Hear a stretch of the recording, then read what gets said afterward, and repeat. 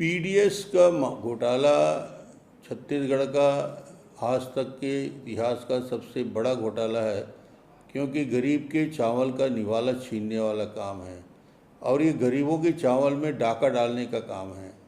और इसके आंकड़े विधानसभा में इसकी पूरी जानकारी जब दी गई थी, खाद्य विभाग के डाटाबेस, बड़ा साफ शब्दों में बताना चाहता हूँ, खाद्य विभाग का डाटाबेस, और उसमें जो दर्ज था 1,65,000 मीट्रिक टन चावल, और ज़िले में जो डाटाबेस है दोनों में 96,000 मीट्रिक टन, 1,65,000 और 96,000, इसका मतलब 68,900 मीट्रिक टन चावल यानी संचालनालय के रिकॉर्ड में और ज़िले के रिकॉर्ड में अंतर आ रहा है। 68,000 मीट्रिक टन चावल 600 करोड़ का कहा गया। अब इसमें पूरी तरीके से फूड इंस्पेक्टर को डाटा एंट्री करना चाहिए था अपने, और उसकी जानकारी संचालनालय को दिया जाना चाहिए था। अब फूड इंस्पेक्टर बोल रहे हैं हमने हर जानकारी संचालनालय को दी है। इसका मतलब है कि डायरेक्टरेट की जानकारी में ये सारे घोटाले जो लगातार 1 साल से चल रहे हैं उनकी जानकारी में था, मगर कार्रवाई नहीं की। अब इनकी निगाह पड़ी है कि इस पूरे 600 करोड़ जो खा गए ये पूरे, इसकी वसूली का काम सीधा इन्होंने कहा है कि राशन दुकानदारों को, गरीबों को इसका शिकार बनाया जा रहा है। मुझे लगता है कि यदि आपकी गलती है विभाग की, 2 महीने का राशन देने के बाद तीसरे महीने के राशन में अतिशेष चावल जो की मात्रा होती है उसको एडजस्ट किया जाता है। ये हमारे समय से 10 साल से चला आ रहा है, इसको इन्होंने ख़त्म कर दिया अतिशेष के रिकॉर्ड में, और जो रिकॉर्ड फूड इंस्पेक्टर देता है उसकी भी अवहेलना की। तो कुल मिलाकर ये पूरी मिलीभगत है डायरेक्टरेट का, और इस विभाग के लेकर अधिकारी, कर्मचारी, मंत्रियों तक का हिसाब है। और इसका जो शिकार बना रहे हैं छोटे छोटे राशन दुकान से वसूली की बात कर रहे हैं। यदि 4,000 क्विंटल चावल किसी दुकान में ज़्यादा है, इसकी गलती किसकी है? क्या फूड इंस्पेक्टर को नहीं मालूम है कि उसके पास स्टोरेज नहीं है?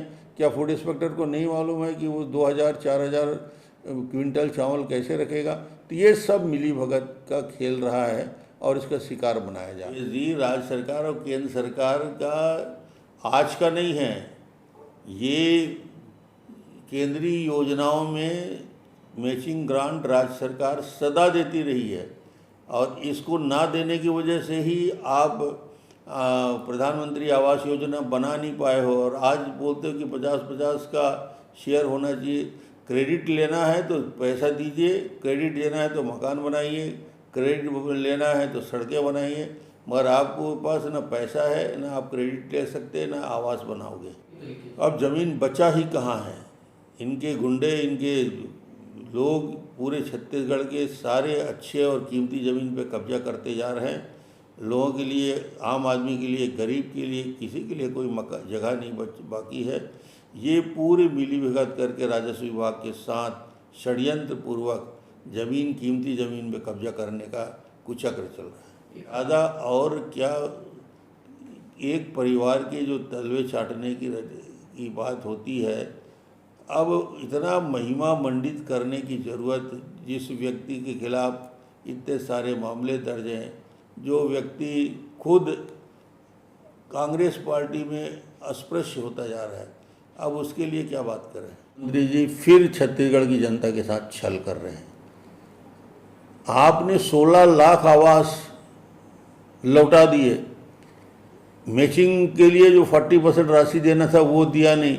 11 के सर्वे के अनुसार जो आपको 7,56,000 मकान बनाने थे, उस मकान के लिए आपने पैसा नहीं दिया। अतिरिक्त रूप से जो स्वीकृति बाद में प्रधानमंत्री जी ने दिया 11 का सर्वे मनमोहन सिंह जी द्वारा कराया गया था, उस सर्वे की सूची में भी भरोसा नहीं। मैं कहता हूं कि आचार संहिता लगने में 5 महीने बाकी हैं, 4 महीने में सर्वे कराओगे, इसका मतलब ये है कि गरीबों के साथ सीधा ये कहने का काम है कि अब प्रधानमंत्री आवास योजना इस सरकार में एक भी नहीं बन सकता। 4 साल में 16 लाख के अगेंस्ट में 67,000 मकान बनाने वाले भूपेश बघेल अब सर्वे की बात कर रहे हैं, जब आखिरी समय आ गया है और जब चुनाव की घोषणा होने वाली है ऐसे समय में ये आवासहीनों के साथ मजाक, जिनका एक किस्त बन मिल गया है, दूसरा किस्त मिल गया है, किसी का तीसरा किस्त मिल गया है, सर्वे सूची में जिनका नाम है 11 के सर्वे सूची में या अतिरिक्त सर्वे सूची में, ऐसे 16 लाख लोगों के साथ छल करने के बाद फिर चुनाव जब नज़दीक आ गया है तो नए सर्वे की बात करें।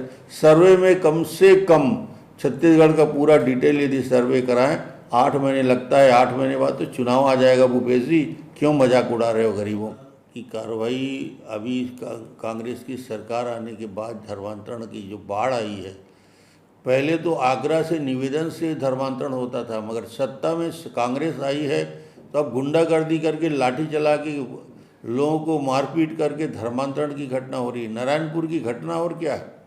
जो धर्मांतरण नहीं कर रहे हैं उनको बस्ती को घेर के मारा जाएगा, पीटा जाएगा। और आपराधिक मामले किस पे चलाए जा रहे हैं नारायणपुर में? उन लोगों ने जिन्होंने धर्मांतरण का विरोध किया था। यानी छत्तीसगढ़ में यदि धर्म परिवर्तन नहीं करते तो तुम्हारी जगह जेल में है। 65 लोग नारायणपुर के जेल में हैं। भूपेश जी, याद कर लीजिए, ये धर्मांतरण का विरोध करने वाले लोग हैं और इन लोगों को कांग्रेस के आने के बाद हौसले बुलंद हैं। और जिस प्रकार आतंकित करके धर्मांतरण हो रहा है, ऐसा मैंने कभी नहीं देखा। क्या किया था और पूरा क्या किया?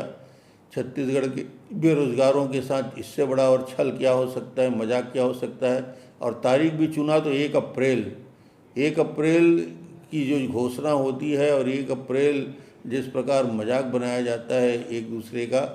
19 लाख पंजीकृत युवा बेरोजगार छत्तीसगढ़ में है, 19 लाख। इन्होंने 10 लाख नवयुवकों को बेरोजगारी भत्ता देने की बात अपने जन घोषणा पत्र में साफ शब्दों में की। 10 लाख को 2,500 रुपया बेरोजगारी भत्ता हम देंगे, इसकी घोषणा इन्होंने की है। और इन्होंने राशि क्या रखी है? अप्रैल फूल इसलिए बोल रहा हूँ मैं कि नवयुवकों के साथ इस चुनावी वर्ष में इससे बड़ा मजाक क्या हो? 250 करोड़। यदि 1 साल के लिए भी राशि यदि आप 10 लाख नवयुवकों के लिए रखना चाहते हो तो कम से कम 3,000 करोड़ रुपया बजट में रखोगे तो नवयुवकों को ये राशि मिलेगी। 250 करोड़ रख के ही उन्होंने बता दिया उनकी मंशा क्या है। इतनी शर्तें लाद दी है, इतने शर्तें लाद दी है कि 2 साल पुराना उनका रजिस्ट्रेशन होना चाहिए।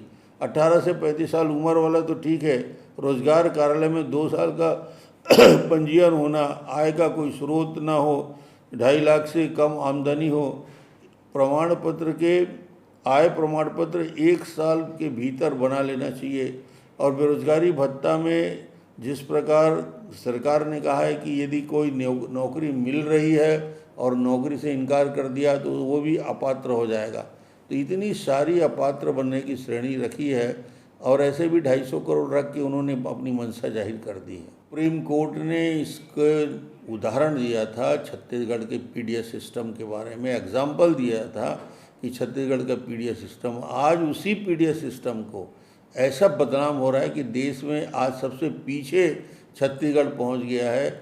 और ये पूरे के पूरे भ्रष्टाचार में लिप्त होके एक तो ये गड़बड़ी कर रहे हैं और प्रधानमंत्री के द्वारा 5 किलो चावल देने की जो योजना है उसमें भी इन्हें जो एक व्यक्ति को, हर परिवार के प्रत्येक व्यक्ति को 5 किलो देना चाहिए था, इन्होंने 5 किलो दे के तीसरी कर लिया। इसमें भी लंबा घोटाला इन लोगों ने किया है।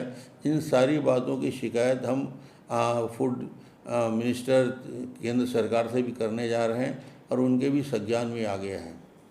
पूरे के पूरे जब इन्होंने निकाला है और ये छत्तीसगढ़ के 13,000 से ज़्यादा दुकानों का सर्वे किया गया। इस सर्वे में ये बात समझ में आया कि ज़्यादा से ज़्यादा दुकानें उसमें इफ़ेक्टेड हुई है। और ये 59,000 मीट्रिक टन 1 या 2 दुकान की नहीं है, 600 से ऊपर ज़्यादा दुकानें इसमें प्रभावित हुई हैं। और दुकानदार चाहे आज का हो या पुराना हो, क्या इसकी मॉनिटरिंग करने का काम डिपार्टमेंट को नहीं है? क्या संचालनालय के संज्ञान में, फूड इंस्पेक्टर के संज्ञान में ये नहीं आ रहा है कि लाखों हजारों मीट्रिक टन चावल गायब है? स्वागत में मेरे